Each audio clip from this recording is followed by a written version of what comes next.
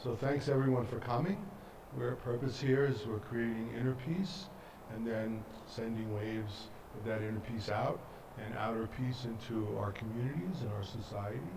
And when we began this process, for those of you who are new, we had a little talk by John Hagelin, which was on video.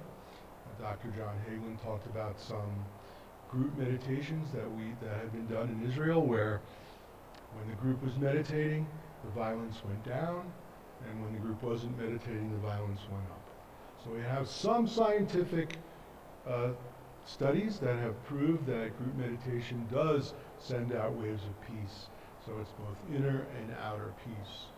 We've been doing this monthly. And in the monthly sessions, I've been saying a few words about each one of the letter energies of that particular month. So in the Sefer Yetzirah, which simply means the book of formation, and it's about the energy of formation and creation, talks about Galgalim, which are wheels. The wheels are the cycles of natural law. And there's cycles of wheels of energy in every cell of our body, in every moment, but also in days and in weeks and in months. So when we come together for our monthly meditation, we talk a little bit about that particular month in the Hebrew lunar calendar. And this relates to all kinds of different calendars and different traditions. It's all about these circles and cycles of energy, these wheels of energy. This particular month in the lunar Hebrew calendar is the month of Av. The letter energy associated with the month of Av is the letter Tet. It's also associated in the Sefer Yetzirah with the right kidney. And the letter Tet in the month of Av is very interesting. So we begin with Nisan as the first month, and that's spring. And that's where we have all the flowers coming alive, and it's sort of a new birth. And the idea here is that in each one of these circles or cycles is an opportunity for transformation, for higher consciousness, for new birth. Hi, Uncle Bruce. So we have in the Sefer Yetzirah each particular wheel or each particular circle of each month of energy expressing natural law in that month. So in Nisan we have the birthing and then coming alive of the senses with each month, and then as those senses come alive, just like a baby, interacting with the world and action and so forth. Av in this process is actually the zenith of this new birth, of this new transformation. It's where the energy is sort of the highest or most profound. A lot of opportunity for a lot of good and potentially bad things, right?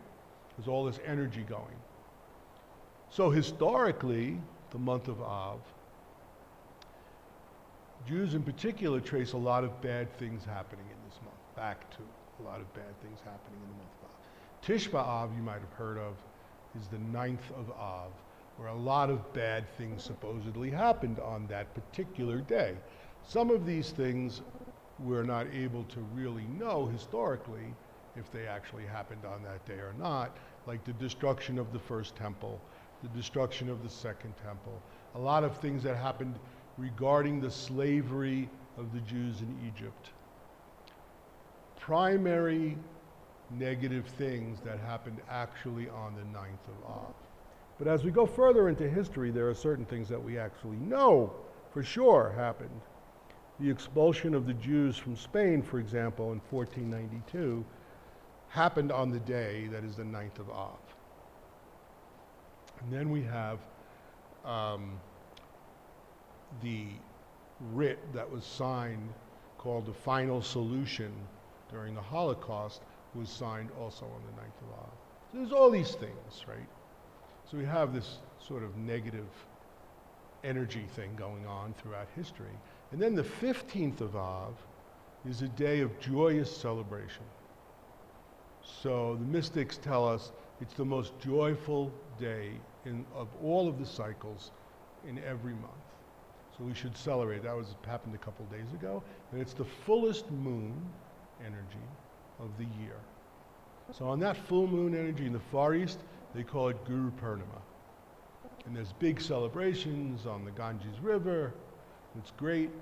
And it's the 15th of Av in the lunar Hebrew calendar. So we have all of this balance. There's the bitter in life, and then there's the sweet in life, right? The Torah, which is just knowledge, tells us that we seek life, but there's always two sides. So in our consciousness and our meditation, we transcend deep beyond these dualities in natural law. We transcend to the point of the unified field of pure consciousness. In this absolute field, there isn't duality. But when we come out of the absolute field, we come into the relative, there is a duality. There is bitter and sweet. So when we experience these things, the key to our intention is we don't grasp. Okay, we've experienced the transcendent, so we don't grasp onto the sweet and think we can hold it forever, or grasp onto the bitter. And this is an example for us in the month of Av, because we have these things, we fast on the 9th of Av, it's just a tradition. But we mourn for all of these past things, like the Holocaust and the expulsion of the Jews from Spain and the destruction of the temples. We mourn, we don't ignore it. We don't say this didn't happen. We don't say the bitter doesn't happen in life. But we don't hold on to it, embrace it to the point where we're miserable all the time. We let go of it. And then we experience the zenith of joy of the energy of the month on the 15th. And we have this great celebration. In India, they have Guru Purnima. The big full moon is shining on the Ganges River, and we experience all this joy. So for us, we transcend, and when we come out of the transcendent, we experience life at its zenith in this month, knowing that there is a place that goes beyond the bitter and the sweet. We experience that within us. And then we live through those things with an element of joy regardless, and an element of balance. So that's the teaching of the great saints of many traditions about this particular energy and this particular balance in this particular month. So what we're going to do now is we're going to begin to meditate.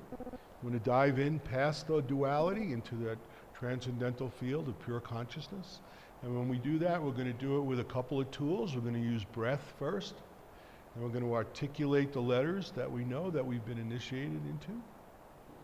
And then as we articulate those letters for a while, then we're going to return to normal breathing and think the letters internally.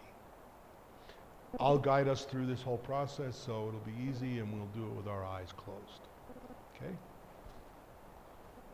So let's close our eyes.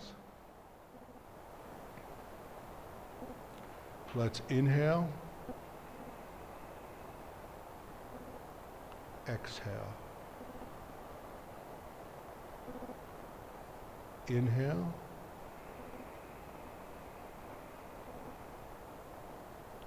Exhale.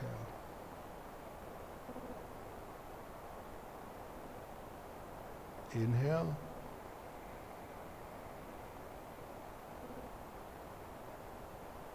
Exhale.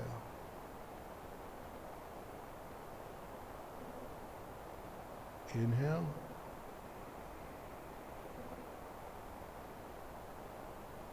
Exhale. Now we're going to take a little longer between breaths. Let's inhale.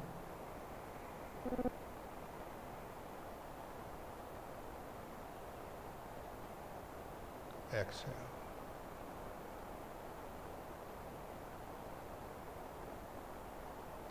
Inhale.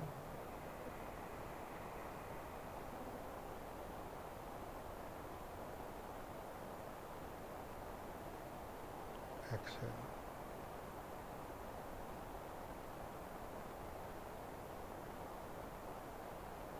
Inhale.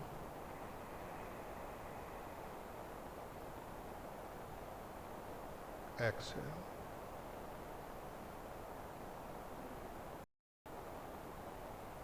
Inhale.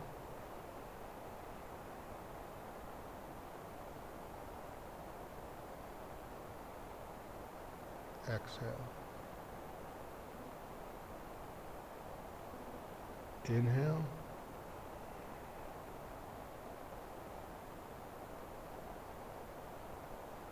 Exhale. This time on the exhale, we're going to say our letter. Let's inhale. Say the letter.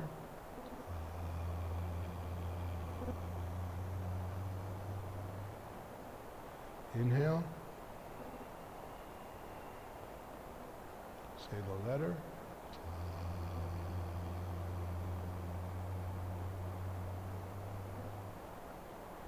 Inhale. Say the letter.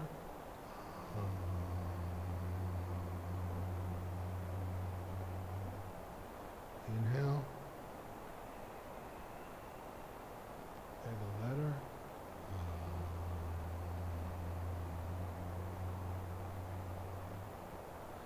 Okay, let's return to normal breathing and just gently and effortlessly begin to think the letter internally. Thoughts come and go. Then remember, we're not thinking the letter. We just effortlessly return to it. Meditating like this for about 15 minutes. Don't worry, I'll keep track of the time and bring us out of our meditation.